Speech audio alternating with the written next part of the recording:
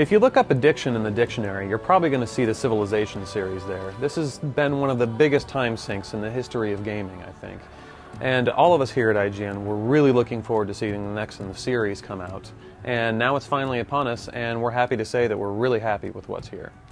What we have is a fundamental reinvention of some of the ideas behind the game. You know, there's a lot of the core concepts still in place, but they're all made more intuitive, more realistic, and more fun.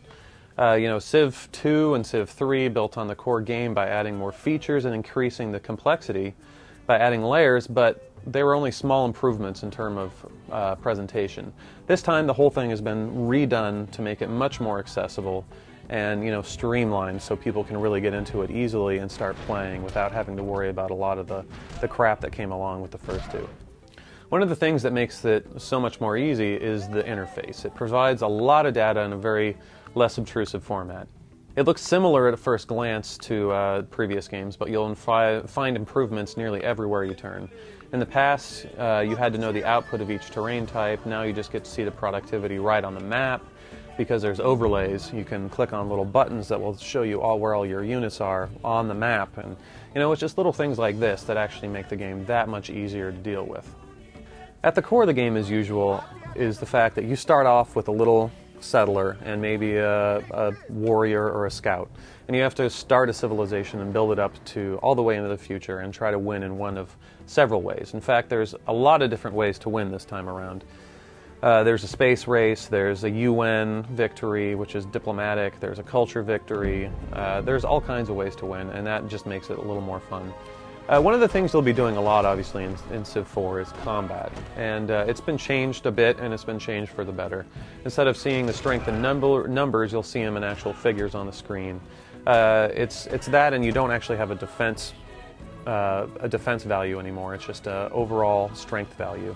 And now you actually can upgrade your units when they gain up in experience, which wasn't ever a part of the Civilization series, and is a really cool part of it, because now you can upgrade them in several different ways to perform different functions. Combat in general is fun to watch because the animations are good, and you know, it's a very lively, colorful environment. The only thing that I don't like watching is when lower tech units still kill higher tech units. You know, some people have more of a problem with it than others, but you know, when a knight on a horse whacks down a helicopter out of the sky, that just kind of bugs me a little bit. You know, otherwise the game so far has been terrific as far as combat goes.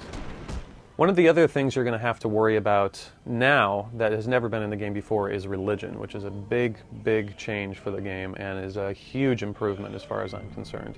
You know, trying to get away from any controversy, there's 7 religions in the game and are completely interchangeable. They don't have specific advantages over others. They're just kind of there as something that you can found. Now, if you do found a religion, it's a huge plus because you can actually build a temple inside of one of your major cities that allows you to gain coin from everyone else in the entire world that has that religion. Every other city that has that religion can actually benefit you.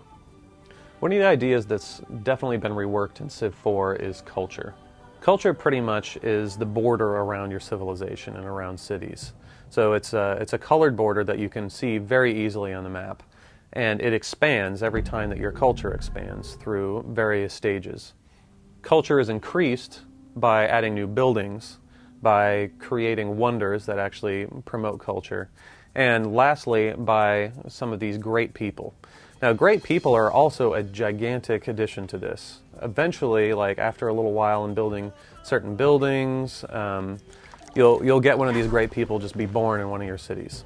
And you take one of these great people and you move it to wherever you want to put them, and you create something. Like a great artist, for instance, will create a great work, which will give you 4,000 culture, which is, you know, I think the Civ team refers to it as a culture bomb. Because if you have a city right next door to another city with not a lot of culture and you drop that artist in there, it actually might surround that other city with your culture, meaning that that city might actually flip over to you in a little bit.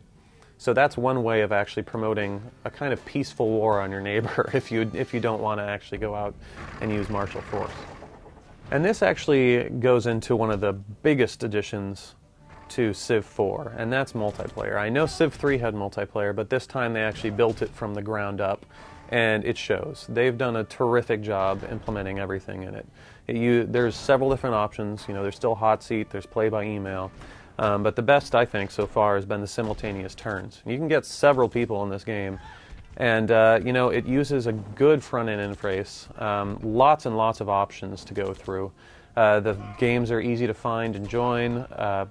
Games pause when a player accidentally drops back, and you can actually vote on whether to wait for them to come back in, or you can vote on to save the game and continue later, or save the game and continue playing. So if somebody drops out and you want to continue playing, you still can. But you have the option, and it is majority rules. What also is good about that is if the server guy drops out, the person who was hosting, then the server actually changes over to another player. So you don't have to worry about your game being ruined. So Civ 4 is a great game, great addition to the franchise. They've made a lot of changes that we think are terrific. Some people might have problems with them, but overall it's a fantastic game that's insanely addictive, enough that you just keep playing and you don't know what time it is. Thankfully, they did add a clock feature into the game, so you actually have it in the upper right-hand corner, along with an alarm. So if you do play it for too long, you can know when to stop. That's how addictive this game is, and I think all you Civ fans out there are going to have a hell of a good time with it.